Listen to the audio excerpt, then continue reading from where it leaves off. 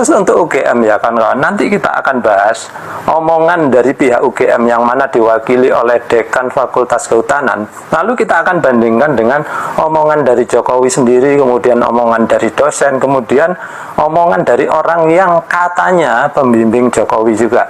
Nanti silakan kalian lihat ya, apakah semuanya konsisten. Kalau tidak, ya itulah kenapa orang masih mempertanyakan.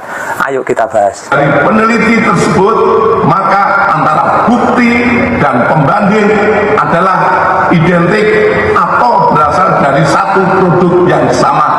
Nah sebetulnya ya kawan, sebelum saya melanjutkan ya, kembali saya komentari. Sebetulnya kalau ijazah itu benar-benar asli ya, sebetulnya gampang sekali ya.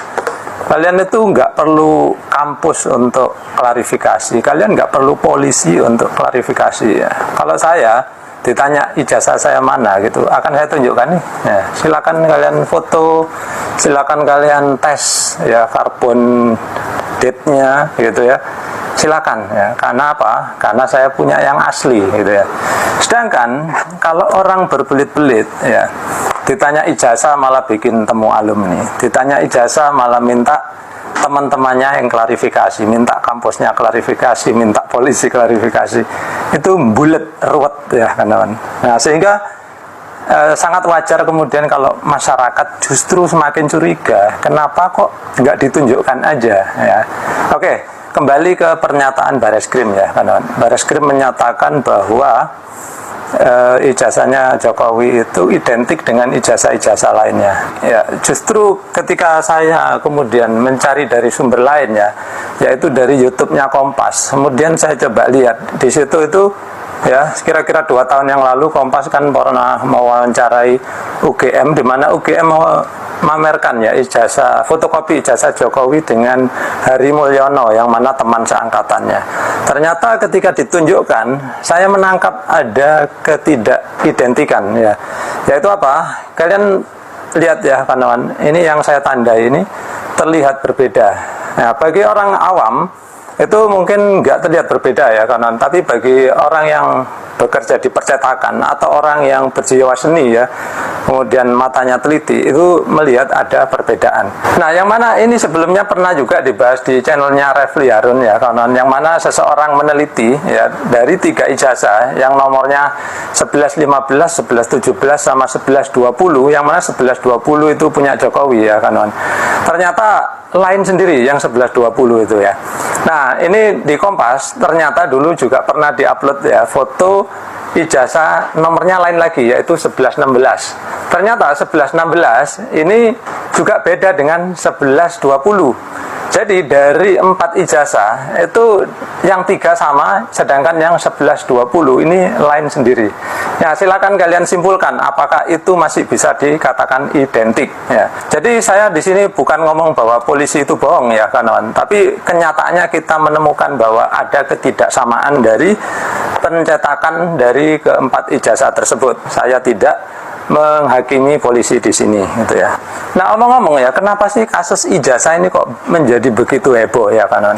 Karena apa? Sebetulnya awalnya dulu saya pun ya kurang ngereken ya, kurang peduli, karena mungkin saja ini hanya diembuskan oleh orang-orang yang oposisinya Jokowi gitu ya.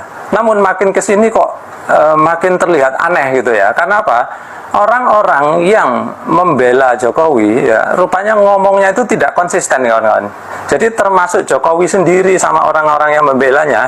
Saya coba tabulasikan di sini apa saja perkataan mereka. Nanti kita akan putar ya videonya satu persatu. Jadi di sini saya nggak asal nulis ya kawan. Saya menyarikan dari berita yang ada, dari omongan orang-orang yang membela Jokowi. Ya, ternyata ya saling bertolak belakang, kemudian ya saling berbeda lah satu sama yang lain. Ini nanti kita akan bahas satu persatu ya.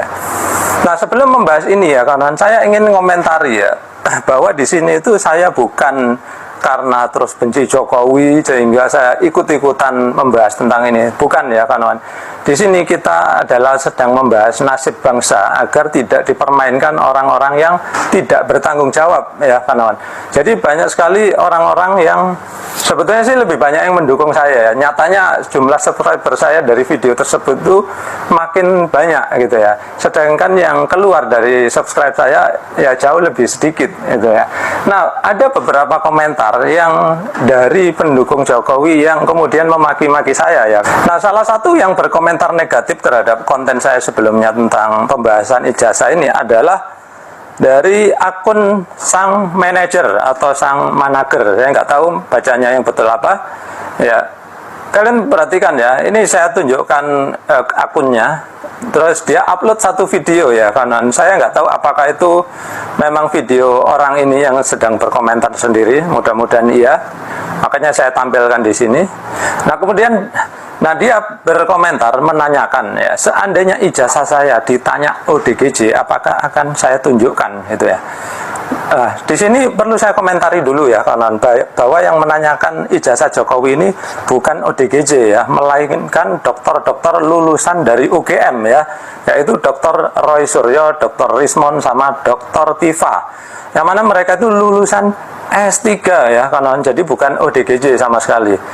Tapi saya tetap menjawab sesuai pertanyaan dia ya, kalau yang menanyakan ijazah saya itu dokter, maka saya akan dengan bangga menunjukkan, nih silakan periksa ijazah saya ya, silakan kalian bawa ke laboratorium mana saja seluruh dunia, terserah ya. Jadi saya nggak akan manggil polisi, melapor-laporkan, tidak ya kawan. Nah kemudian si sang manajer atau sang manager ini malah mengatakan kalau ya iyalah, kalau saya pasti menunjukkan karena cuman sekelas kucing kurap gitu ya. Nah ini dia nggak konsisten ya kawan. Yang pertama dia nanya ya, apakah saya mau menunjukkan? Saya jawab saya mau menunjukkan. Kemudian dia bilang ya iya kamu sekelas kucing kurap gitu ya.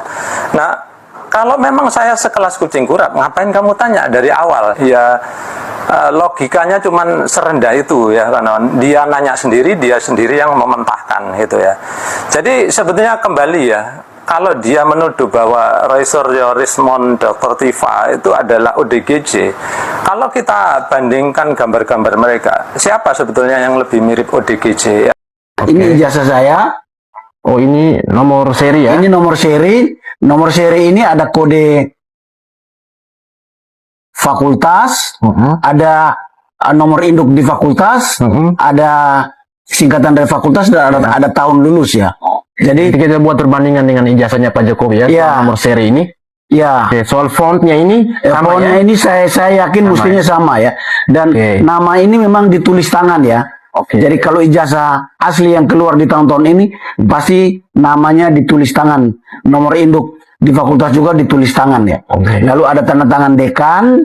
Di saya ini Profesor Dr. Insinyur Prayoto, ada tanda tangan rektor ya. Di tengah ada foto. Berarti sama ya, waktu itu rektornya sama. Pasti sama. Sama ya? Pasti sama. Berarti kalau gitu format untuk tanda tangannya juga sama, dan yang perlu kita lihat soal keaslian sini watermark ya. Soal watermark ini yang tidak terlalu kelihatan bahwa ada watermark UGM ini. Dan ini yang di atas ini apa ya? Mahasiswa yang mengkritik Pak Jokowi pernah memberi gelar Jokowi adalah alumnus yang paling memalukan, bahwa Jokowi itu bukan alumnus dan bahwa ijazahnya itu palsu ya. Beliau masuk tahun 80, berarti kami memang satu angkatan. Ada 6 fakta kuat ijazah ini palsu atau fake. Yang pertama adalah sebenarnya pernyataan Jokowi saat seminar di UII bahwa IPK-nya kurang dari 2. Yang kedua, bagaimana mungkin logo menyentuh tulisan ijazah, berkacamata dan terlihat gondrong. Rismon Sianipar melakukan pengujian dengan mikroskop digital, terlihat warna merah pada stempel tidak menyentuh jas yang dikenakan Jokowi. Adanya ralat pada berita kematian Profesor Ahmad Sumitro yang sudah ditayangkan di website UGM, itu tingkat kemiripannya berbeda-beda dan memang justru lebih rendah jika foto tersebut dibandingkan dengan foto Jokowi. Lebih tinggi jika dibandingkan dengan foto Dumatno Budi Utomo. Dibandingkannya dengan metode visual comparison, dan ijazah 11-15 ternyata identik dengan ijazah 11-17. yang bikin saya ngakak karena sedikit banyak saya pernah kuliah di universitas tersebut. Orang yang berkaos ini adalah Sigit Sunarta, Dekan Fakultas Kehutanan UGM saat ini. Dia memamerkan skripsi hasil karya alumni Fakultas Kehutanan bernama Joko Widodo. Apa sih yang aneh dari skripsi tersebut? Yuk kita lihat bersama. Pada lembar judul dalam skripsi tertulis nama Joko Widodo dengan nomor mahasiswa 1681-KT. Serta judul skripsi, studi tentang pola konsumsi kayu lapis pada pemakaian akhir di Kota Madya, Surakarta. Kita lihat pada registrasi pengesahan hasil uji skripsi tertanggal 14/11/85. Artinya Joko Widodo baru lulus mempertahankan tesisnya di depan para dosen penguji pada 14 November tahun 1985. Padahal kalau kita lihat ijazah sarjana Joko Widodo itu tertanggal 5 November tahun 1985. Itu artinya apa?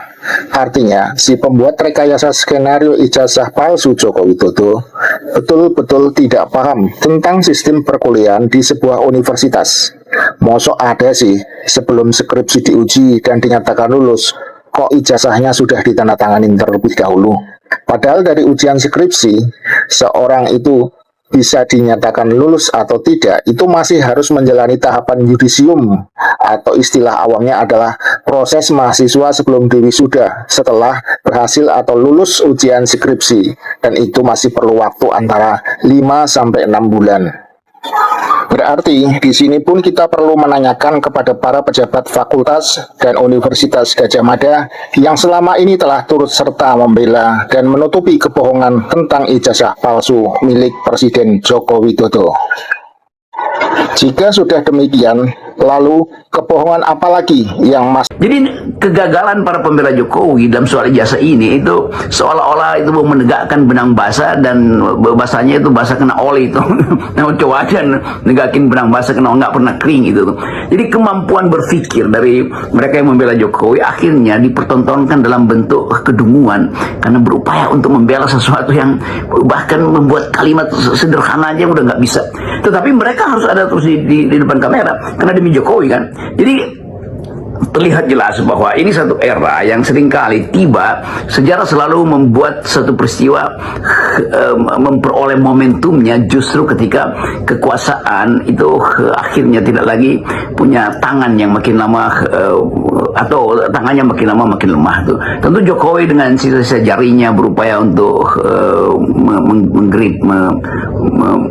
menggenggam institusi-institusi yang pernah dia kuasai, itu di partai politik, tentu ada tokoh-tokoh yang dia kuasai, di kepolisian atau di lembaga kehakiman, peradilan ada yang dia kuasai. Sekarang semua hal yang hendak dipertahankan itu dibatalkan oleh prinsip bahwa tidak ada yang percaya. Nah ini intinya tuh. Karena saya sudah patokan di SPP aja Pak. SPP kan tahun 81-82 selesai Pak. Makanya saya kalau misalnya kembali, saya tetap bertahan bahwa dia DO Pak. Jadi nilai-nilai saya anggap tidak ada. Karena masa dia ini jadi ada dua alasan yang saya anggap tidak benar. Satu, ini bayar SPP 81-82, kemudian 83-84 sampai 85 mana? Nah, harusnya kan ada. Betul. Nah, buktikan ini sudah DO. Nah, kemudian yang lebih parah lagi Pak, KKN menurut di Pidum adalah dia laksanakan KKN di tahun 83 di kecamatan ini Wonosegoro. Iya. Kami kan para kuliah Pak, KKN itu di desa. Nah saya sudah cek di kecamatan Wonosegoro, Kabupaten Boyolali ada 11 desa. Desa mana yang dia ini apa? Kan tidak ada toh? Tidak ada desa namanya Wonosegoro juga. Bukan, saya tidak tahu itu, yang penting dia bilang di kecamatan. Jadi nggak mungkin ya.